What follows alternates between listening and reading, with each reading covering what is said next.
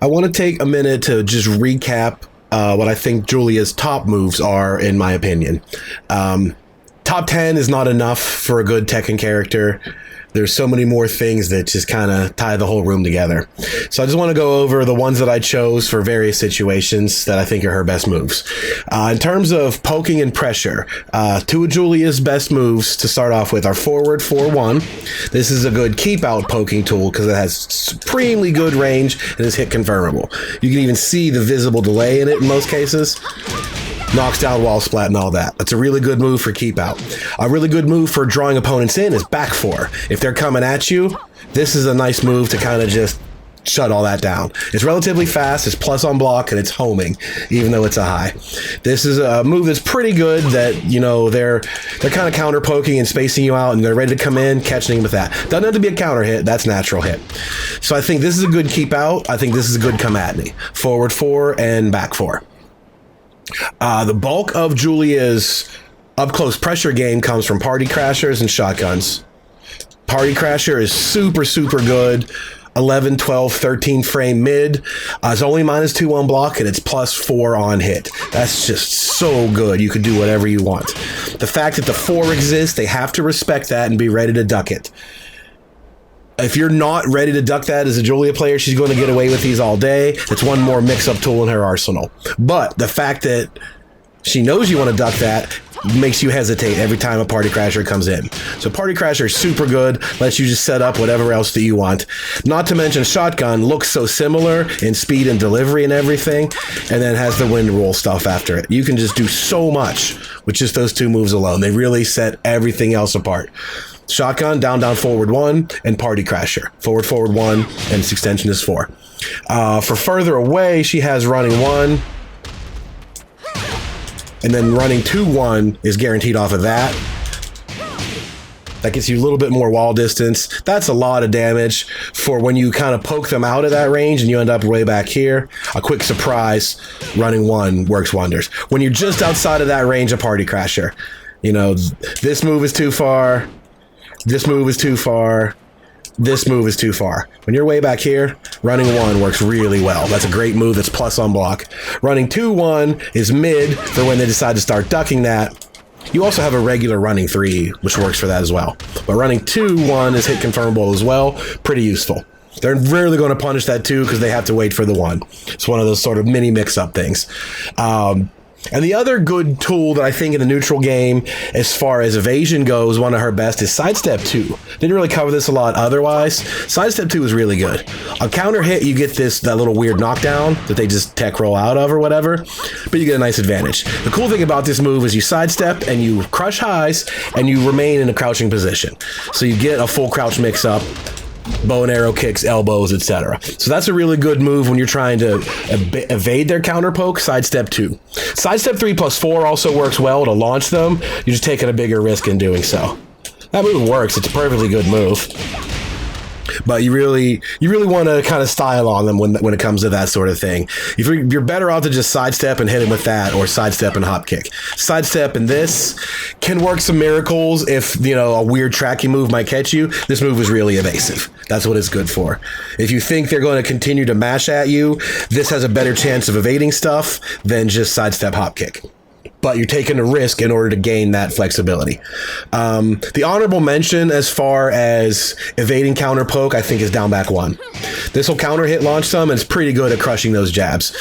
If you see that every time you try to attack them, they try to jab you out of it, start using this. That'll go under those highs and counter hit them for it. But this is unsafe on block is the only reason why it's not one of the best moves. Counter hits, if you want to just fish for straight up counter hits, when they try to come back at you, Magic 4 is 11 frames. That works really well. And the only reason down back 1 isn't good is because it's not safe on block. Back 1 is safe on block, so I give that much better credit. Safe on block, mid, counter hit launcher, full combo, etc. The other counter hits worth mentioning to me are down forward 4-2. I did not know until today that this isn't a natural combo. I kind of always thought it was. but it doesn't change my opinion of it. Just throwing this out, the opponent's going to wait for one of the other two options or not. Very rarely are they going to punish this. And as soon as they do punish it, just do that. Do the safe high. It'll really, really discourage them from punishing. I don't even know if it's safe or not. Like I said, I never saw it got blocked. I don't care. What's interesting about this is the reason why I mention it is you have plenty of time during these first two hits to see, did they attack me? If they did attack you, let it rip. This counter hit does a grip of damage, 56. Or you could do the other, you could just do the 3 as well there. You got plenty of time to see during these two hits if you got the counter hit, and then let it rip. Don't delay this like you do at the wall. Just let it go and you get 56 damage. So I feel like that risk reward is heavily in Julia's favor.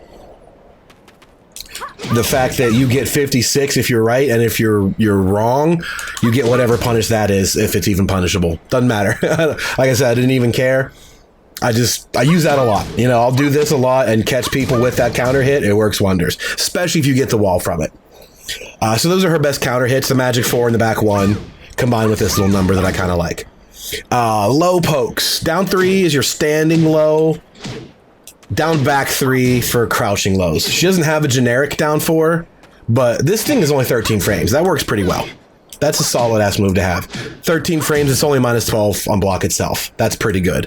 What really shines is the bow and arrow, the big lows she has. That annoys the hell out of people all day long. All the moves that she has that result in a full crouch state, that's a huge risk. Plus the mix-up that can come after it if they don't tech roll correctly or whatever.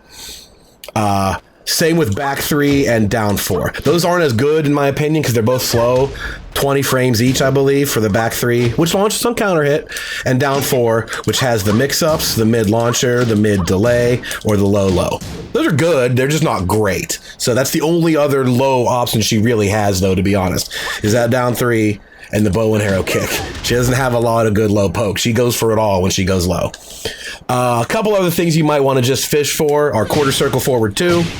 Because this beats jabs and it's a safe launcher, you can really just sort of throw this in anywhere. You'll see a lot of people party crasher and then do it because they're sick of the pressure from party crasher. They're going to try to jab you out of it or whatever, and that just blows up their jabs.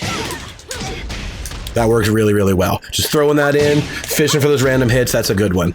The other one is you get closer to the wall, is that forward 1+2. That's a great move to just start throwing out and fish with it because it's a safe mid, gets you the wall. My final honorable mention for one of Julia's best moves is 1+4. This is a natural combo on hit. Severely negative on block, like minus 25 or 26 or something like that if they block that low.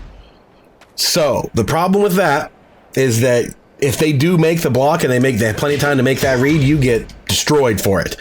The silver lining there is you can always cancel that low. Just press down and cancel it. You can make the read, did they block it, and then cancel. You don't always have to just cancel yes or no. You can let it rip if it hits and cancel on block.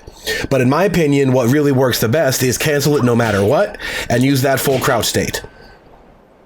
So if they see this move and they want to go block that low and launch you for it, right? That's what's in their head. Oh, here it comes. I got him. Don't give them that low. Stop it and then go low anyway. That little delay is enough to keep them from reacting correctly. It's a technique you see Asuka players do with Sacred Blade. Whether they do it on its own or out of that spinny lunge punch, they'll do the Sacred Blade and then cancel it. Because you have to get down low to block that move. You can't just not do that. So as soon as they cancel it, they're a little bit ahead of you mentally because they're acting and you're reacting. That's what works here. As soon as you cancel this, by the time they realize that low is not coming, you have already decided to do bow and arrow kick or whatever it is that you're going to do, and they won't react cleanly to it. Not to mention everything else you could do out of your full crouch game, go mid, tequila sunrise, etc. So that's my last honorable mention for one of Julia's top moves. It's actually a really good move all around. Look at the stupid range it has. 1, 2, 3. Not quite 3, about 2.5. Yeah, range 2 is no contest. It's got more range than this thing does. By just a little bit. Really good move. The only problem is you do take a risk by going to a mix-up. Any mix-up comes with a risk. If they read you right, you know, you're going to take the blame for it. So that's the only problem with it, is all it does is a really good way to set up a mix-up, which can backfire. Other than that, I think those are Julia's best moves. If you learn to deal with those correctly, you'll go a long way to shutting this character down.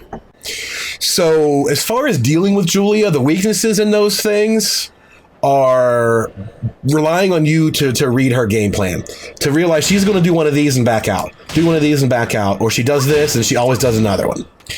So you can try to get ahead of that by interrupting what she does. None of this stuff is plus on block. Really, the only thing she has is that. Like, this Party Crasher is -2, so technically you can go, but you have to go mid. Because this character is going to crush those jabs with this move or with the wind roll stuff. She's going to beat your jabs out. So you need to stick to the fastest mid you have, your 13 frame mids, or God willing, you have a 12. As we mentioned in the stance section, if you have a 12 frame mid, that blows up wind roll clean. Even the fastest move out of wind roll gets beaten by a 12 frame mid. The low gets beaten by a 12 frame mid. So if you have a 12 frame mid, you can kind of shut the door on all this pressure bull crap she does. You'll be able to stop her in her tracks. If you don't, it's a little bit harder, but you can still try to stuff her if she continues this offense. So that's your biggest key, is knowing that the Julia is going to use these tricky tools, that she just gets away with murder. Stop her before she does it again, because they're not real. She's relying on you to get paralyzed. What's she going to do? What's she going to do? Oh my God. And if you don't, you'll be okay. Some other things, when she does Party Crasher, if she decides to let that high rip once in a while, you still need to respect it and duck it. That's one of those things where a Julia player who's just going out there to party feel like they can get away with murder. If they start doing that, you can't let them have that. You need to be ready to duck after every single Party Crasher, expecting that high. And if you can see that high is not coming, then you stand back up and repeat again. But she's causing that mental hesitation. She's making you respect that high, which forces you to delay whatever thought you might have had next. That's this character. So if you disrespect that and try to get out in front of her, you'll do okay. Make sure you get punishes where you can. If she fails to hit confirm that correctly, it's -14. Block and bow and arrow kicks is, I think, 16. Maybe 17. The whole cast can launch her, basically. You hop kick that ass, and she's going to think twice about doing it, but she's just going to go into other crazy-ass mix-ups. So make sure you get punishes where you get them. Don't let her get away with anything. Learn the punishment list in general, especially for these moves that we talked about in the 10 frame. This being 14, bow and arrow being 17. This elbow is 12. Forward stuff. These are all like 14. Make sure you get those. Don't let her get away with that stuff. Low parry when you see this coming. Low parry the second one, etc. Do not let her get away with mistakes. Because once you take away all of her mistakes, she will have to play smarter and tighter, and that doesn't sound like the Julia player. The Julia player in the wild wants to party, wants to do these really unorthodox set of moves and keep you from thinking straight. So if you can think straight, that's your best advantage. Take away mistakes, anticipate her, be proactive, but don't get reckless. That's, I think, the best anti-Julia advice that you can give. So take that and frame it around the moves that we talked about here. These are the moves you're going to see a lot. So get used to dealing with those, and the rest of it is just kind of icing on the cake. Take it or leave it. Learn how to deal with them or not. Focus on what's most important, and then think about the rest.